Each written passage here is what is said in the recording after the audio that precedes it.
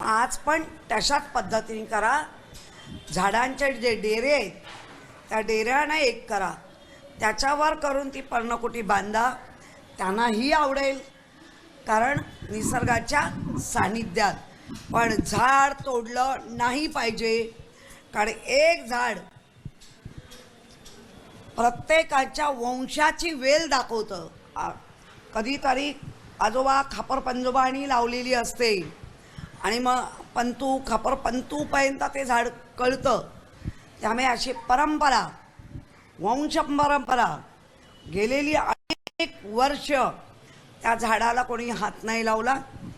तर ह्या कुंभमेळ्याच्या आड राहून तुम्ही त्या संपूर्ण तपोवनचं आड रान करणार असाल ते होऊ देणार नाही. नितेश राणे म्हणतात बकरी देते त्यावेळी हे लोक कुठे जातात, जे विरोध करतात.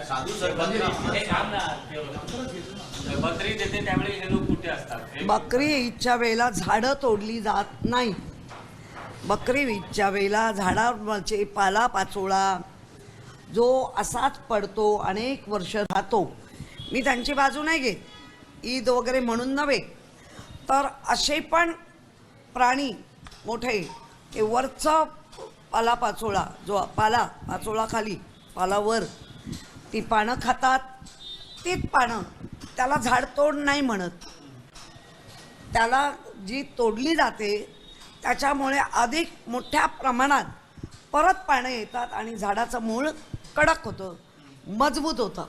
त्यामुळे मला असं वाटतं, झाड मुळापासून तोडणं आणि झाडावरची पानं तोडणं ह्याच्यात शाळेतच शिकवलंय भिन्न भिन्न आहे. मुंबईतील ब्युटिफिकेशन